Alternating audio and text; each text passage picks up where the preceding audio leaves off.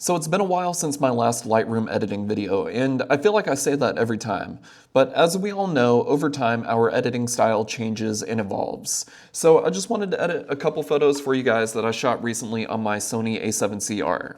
Now, the photos that we're going to be editing today, at first I wasn't really a big fan of them because the lighting was a bit flat and boring. But with the power of editing, I was able to turn these photos into something I actually really liked. Now, most of the photos we are going to be editing with my Lightroom presets, specifically from my Essential Editing Preset Pack, which is available on my website. I use this preset pack to edit pretty much all of my photos. So if you like what you see, you can head over to my website and check those out and help support the channel in the process. So as you can see, I have a collection of photos from this evening when I was out shooting. Fairly plain, boring photos, except for this photo of my wife here. That photo is definitely not boring, and I know she will be watching this.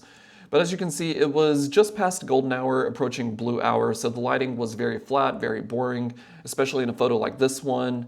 And this one right here, you can tell the lighting is very boring, very flat, very gray. So I wanted to find a way to make these photos just a little bit more interesting and pleasing to the eye.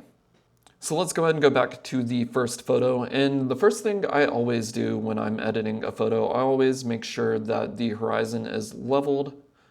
And I think that looks good. I don't want to cut off the edge of this building right here, so I'm going to bring that back in. Probably do it about right there. And actually, I think we may crop it because we have this Jeep here in the corner here. I don't know if I necessarily want that in the frame. There we go. I think that's the composition we want. I might do a little minor adjusting to the angle. There we go. All right, so now that I've done that, I am ready to start editing. So we're gonna pick the preset. Most of the time, I usually just go with the standard, but let's take a look at the other ones as well and see what we've got. Yeah, so I think we're gonna stick with the standard. And for my contrast, I usually end up doing the first option in the contrast tab on my essential editing presets. Here, I have everything kind of split up, and I really like this. It adds a little bit of it lifts the blacks just a little bit, so it gives a little bit more of a filmic tone, and I really like that in my photos. And here is where we're gonna add the, I guess you could say, the secret sauce to help make the photo just a little bit more interesting. So I'm gonna go over here and create a mask.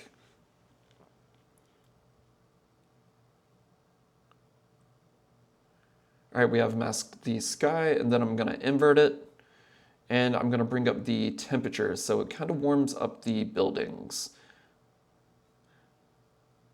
Now, personally, I like to go a little overboard on warming up the image and the shadows. I know that's not everyone's cup of tea, obviously, but it's just kind of personally how I like to do my photos. And I've really started doing this a lot more in the past year. So now that we've warmed that up just a little bit, I'm gonna go down here to the adjustment curves, and I'm going to play with the contrast some. There we go. All right, I think we are done with that. Then I'm going to adjust the tint just a little bit. I'm getting a little bit more of a pink hue than I would like. So I think we're gonna go down to like -10 on that. And this photo is pretty much done for the most part. I don't like to do too much dodge and burning to my images because I like to keep that moody look to my photos. And one thing before we move on to the next photo that I really want to show you guys, it's a really cool tip, something I recently learned. Now that we have this mask right here, if you think you're going to be applying a mask very similar to this to most of the photos, which I definitely will be to this set of images, we're going to go up here and create a new preset. And we're going to call this Warm Shadows. I'm going to add this to my Essential Editing Preset Pack, and we're going to uncheck everything and just check the mask. So now that we have created that preset, and we have it down here at the bottom, we can go over to the next photo, apply the preset. I already like the framing and the composition of this photo. I don't think we need to do any adjustments. And I'm gonna go ahead and apply this mask. Now it may take a second, but that's not a big deal. It saves you a lot more time than you would have otherwise. going in and masking the sky, then inverting and adjusting the warmth and the contrast of the mask. So now that we've already done that, I'm going to do a few little exposure adjustments. And the sky is definitely blown out in this photo. So I think we should probably just embrace it and not try and fix it, because when you bring down the highlights, I don't think that looks very good, honestly. So I think we're going to keep it at about -50 there. And I will lift the shadows just a little bit for this one so you can make out the people walking in the distance here. And I do have a lot of people ask me why most of my photos that I share on my YouTube channel and my videos, why are they a 4:3 aspect ratio? I shoot all of my photos in 4:3 in camera, and then I kind of feel like it's almost a little bit of a cheat code in a way, because it allows you, because when you import the photos into Lightroom, it is shown in that 4:3 format. But then you can go in and adjust the crop, and it gives you a little bit more room, whether you decide you wanted to, have a little bit more headroom, maybe a little bit more sky in the image and not so much foreground, or you want to give a little bit more foreground to the photo compared to what you originally shot.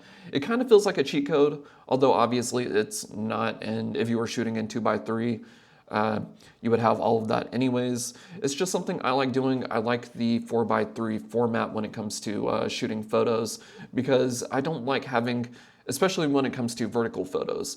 Landscape, horizontal images, not so much, but when I'm shooting vertical photos, I feel like a 2:3 or 3:2 is just a little too much information, and you find yourself having to look and search up and down the frame, trying to find exactly what it is you're supposed to be looking at.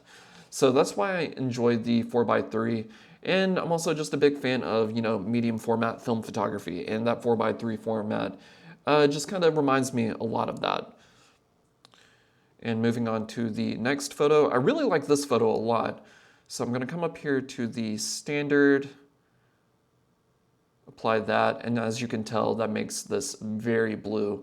I've noticed that Sony cameras tend to lean pretty heavily into the blue and the shadows. But for this one, I'm going to go over here to my color grading. I'm going to go over here and add the cinematic one. As you can tell, that adds a little bit more warmth, a little bit more yellow into the shadows. And with that, we're going to go over to the contrast.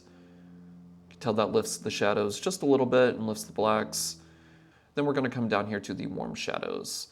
As you can tell, I think this is starting to look maybe a little too warm. So occasionally, you will have to go in and make some adjustments to just how warm the image is. And I think about right there looks pretty good. Add a little bit of green into this.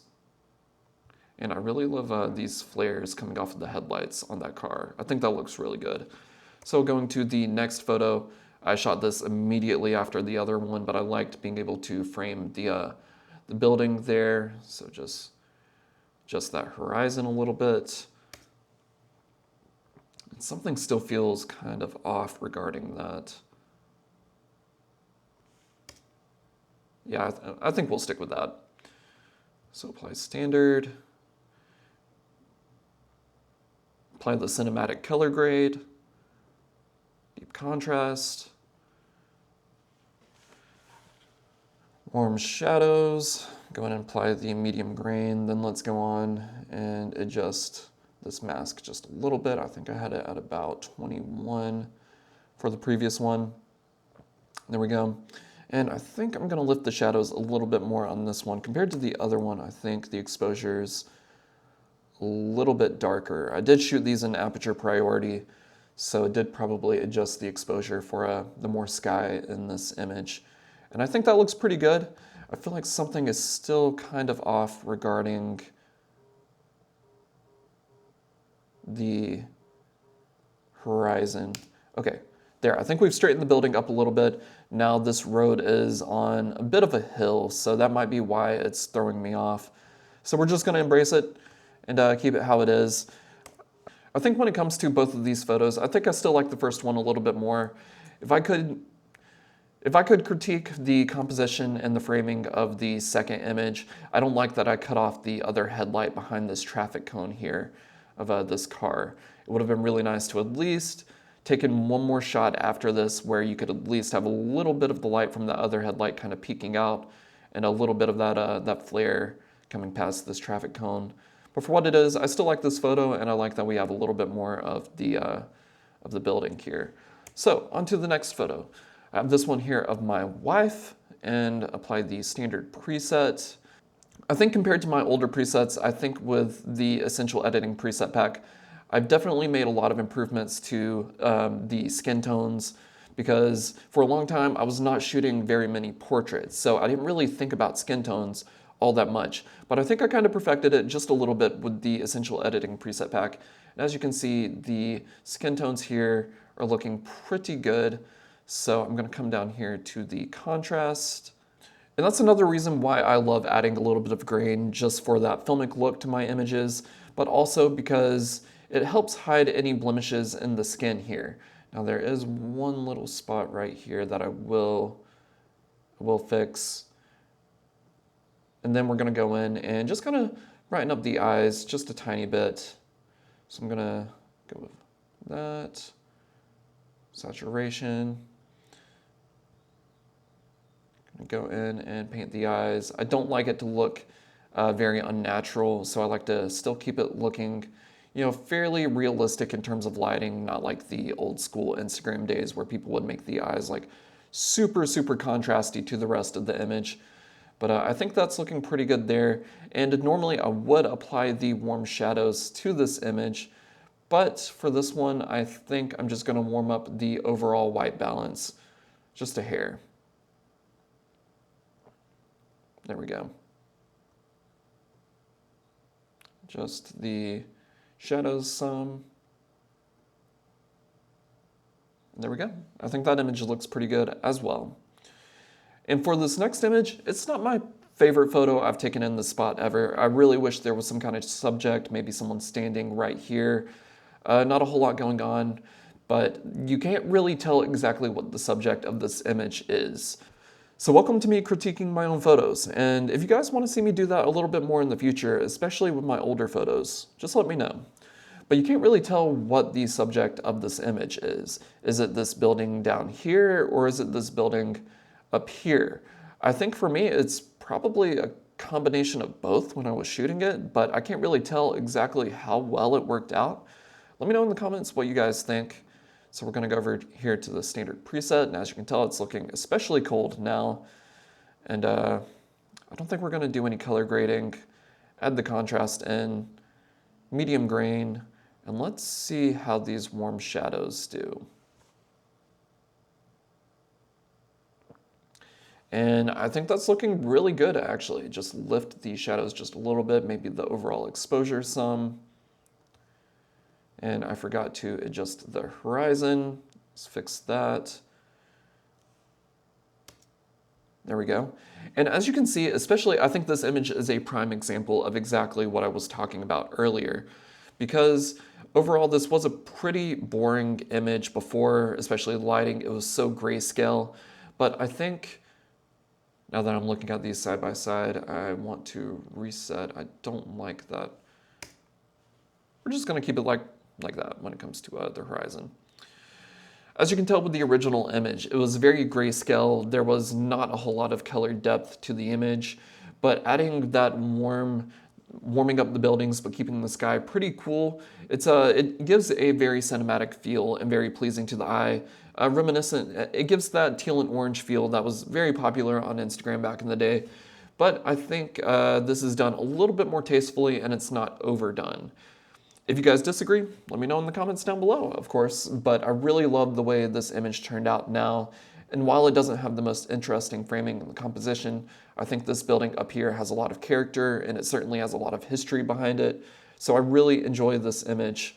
And moving on to the final photo that I shot of the day, we have this photo here of the same building from a different angle down the street, but we have this trolley here. I think it's some kind of party bus or something like that. I always see them driving through downtown, but I don't really know exactly what they are.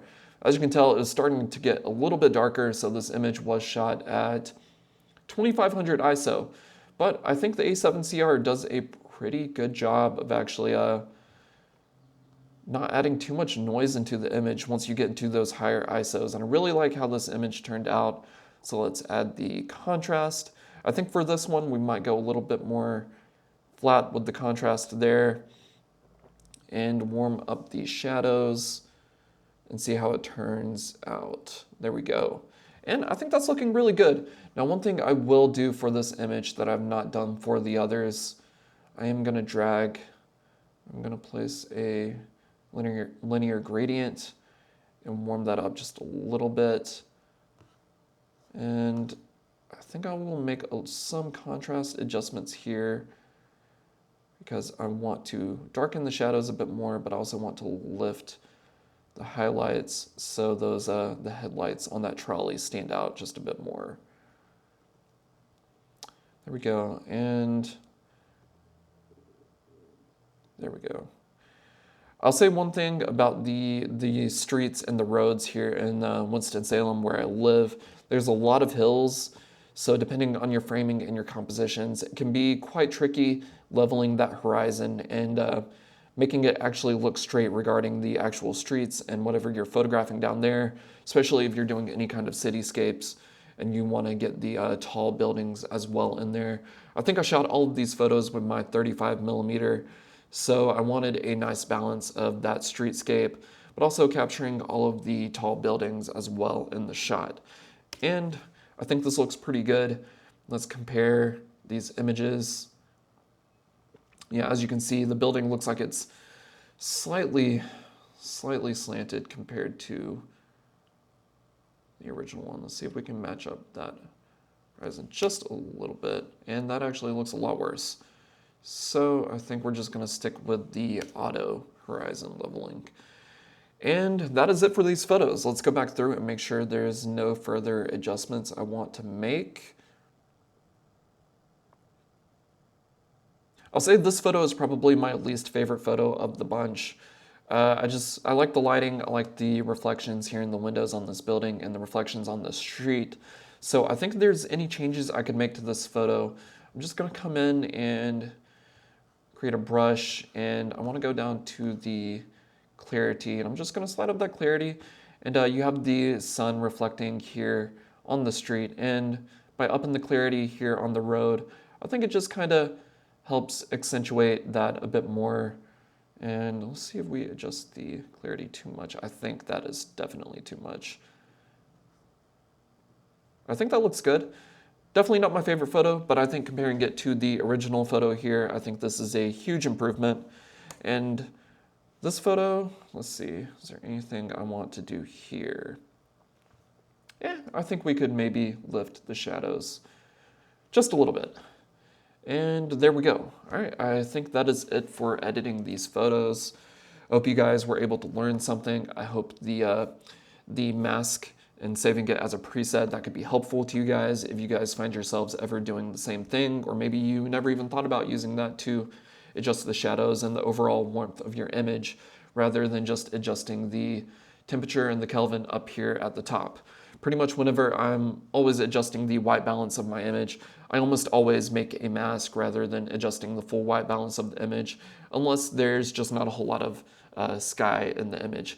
If there's any kind of sky in the image, I typically want to keep the sky a little bit of a cooler tone and then make the rest of the image, the subject, the shadows, everything a bit warmer, just to help add a little bit more contrasting color into the photo. All right, so I really hope there's something that you guys could take away from this video and learn. As I mentioned, all of the photos in this video are edited with my Essential Editing Preset Pack, which is available over on my website. This is one of the best ways you can help support the channel and prevent me from doing any kind of sponsored segments in the video. So directly supporting me directly supports the channel and the content you guys watch. And as I mentioned earlier in the video, if you guys would like to see me critique my own photos, or if you guys would like to see me edit your photos, please let me know in the comments down below, and we could potentially do that for a future video, or multiple future videos. In the meantime, thanks for watching the video. If you enjoyed it, please like the video and subscribe to help support the channel. And I hope I could inspire you guys to get out and take more photos. Go out and shoot.